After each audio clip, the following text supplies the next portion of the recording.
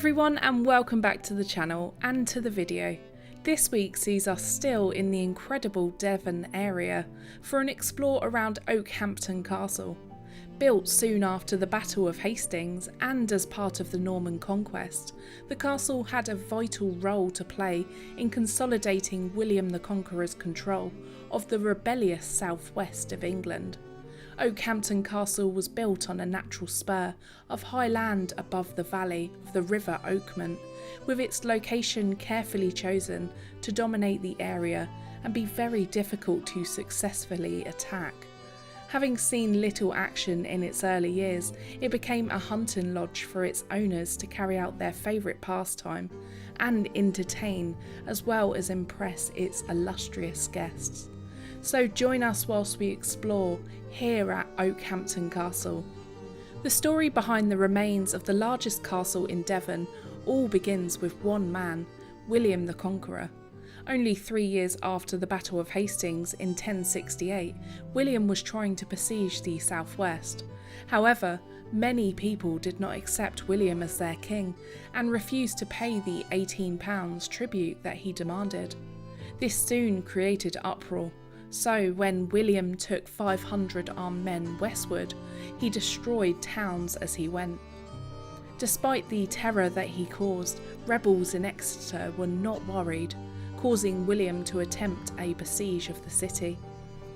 William had a reputation for violence, which was only then reinforced in the time that he spent in Exeter, after negotiating with the city's elders and then proceeding to blind one of the hostages, when Exeter did not cooperate. The siege lasted around 18 days before terms were agreed to end it. To ensure that the event didn't happen again, he arranged for some key supporters to be based in Devon and Cornwall by giving them land. He wanted castles to be built. So then Okehampton Castle was built, and it would be built overlooking the Saxon settlement of Okehampton and the surrounding countryside, making it an outstanding location for Baldwin de Brion. During Baldwin's ownership, the castle did not see much conflict, but that would be to come in later years. Baldwin had 4 sons who took over the castle after his death. However, none of them were particularly interested in the castle, and so it was passed down to the female line of the family and given to Louisa. Louisa eventually married Reginald Courtney in 1173, and the Courtney family would end up possessing the castle for around 300 years. The family would become barons of Okehampton, then because of marriage, Hugh Courtney would later gain the title Earl of Devon. The family consequently owned far more land because of the new title, and the Courtney family, who then became involved in national politics, suffered some great setbacks. In 1377, Hugh Courtney III became one of the original Knights of the Garter, with one of his 17 children becoming Archbishop of Canterbury. However, Thomas de Courtney was a much more colourful character, having an ongoing armed feud with his neighbour Sir William Bonville.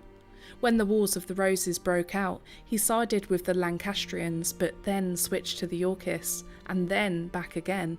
Throughout the Wars of the Roses, Thomas Courtney kept up his feud with Bonville, which resulted in murder and the capture of Exeter, where some of the properties, including the cathedral, got looted.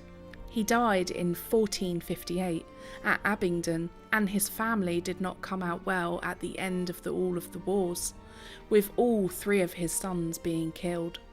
Thomas Courtney's eldest son, also named Thomas, was beheaded after the Battle of Towton, after fighting for the Lancastrians.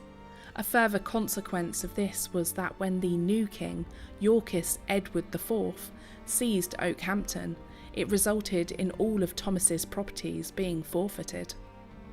When Henry VIII came to the throne, the Courtneys were back in royal favour, and Henry Courtney, the 9th Earl, was promoted to Marquis of Exeter. However, he was to fall foul of Henry's insecurity and was beheaded.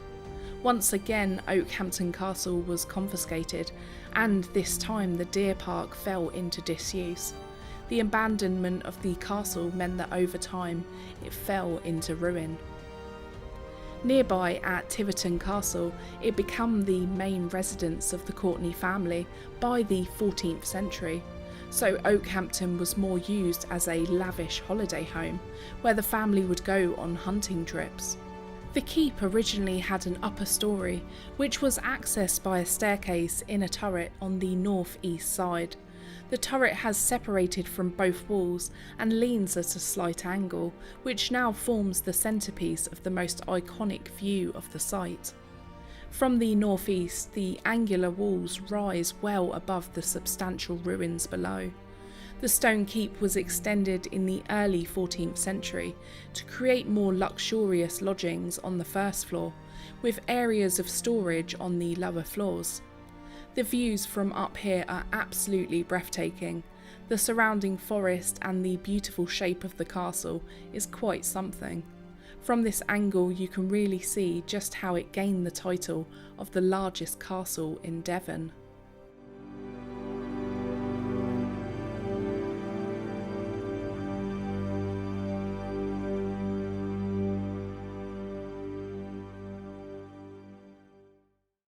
The castle is shrouded in stories of a wronged woman from the 1600s who roams both the building and Dartmoor, paying penance for crimes that she never committed. Lady Mary Howard was the daughter of a rich man, John Fitz, who murdered 2 men, including his own best friend. In death, however, she has become confused with Lady Frances Howard, who was a notorious poisoner, and a legend has defamed her memory by attributing the murders of 4 of her husbands to her. As a result, she has been condemned to perform a nightly penance, where she must travel across Dartmoor in a carriage made from the bones of her supposed victims, and upon arriving at Okehampton Castle, she must pluck 1 blade of grass from the hillside. And only when all of the grass is gone will Lady Howard's penance be complete, releasing her from the time-consuming task, which was a blatant case of mistaken identity that has burdened the poor woman. Sightings of Lady Mary include people that may have spotted her riding between Dartmoor and Okehampton Castle at night, in her eerie bone-made carriage, accompanied by an angry bloodhound and a headless driver.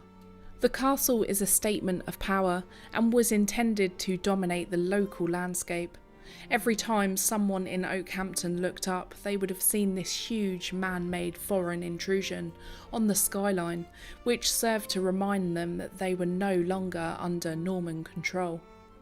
When looking at today's surviving ruins, there is one thing that is missing. There is no well.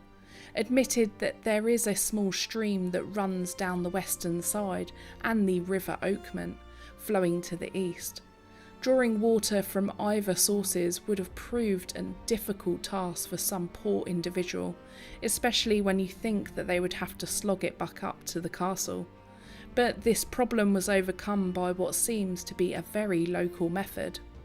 A similar idea was used at nearby Lidford Castle, whereby the rainwater was collected from the roof and then piped into the building. Excavations have revealed that at Okehampton there was a building containing a 7-foot deep cistern which collected rainwater running off the motte. This was located at the foot of the moat and then just to the south of the kitchens. A lead pipe then carried the water off in the direction of the eastern lodgings, which is why nobody ever really drank it, and opted for the more healthy option of beer and wine.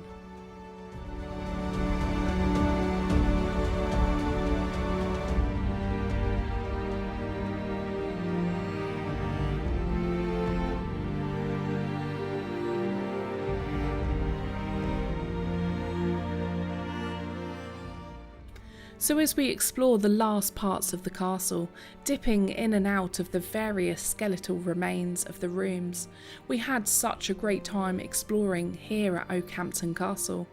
It has a beautiful calming charm to it whilst you're visiting, and you can understand why this site is actually very popular.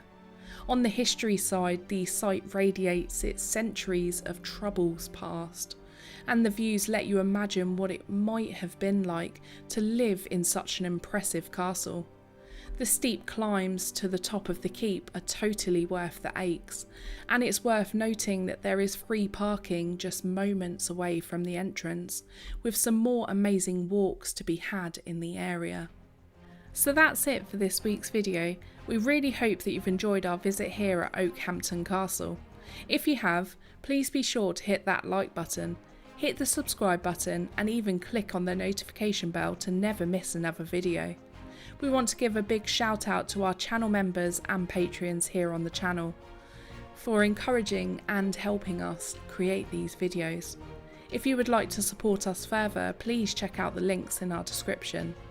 So we'll see you in the next one. Till next time.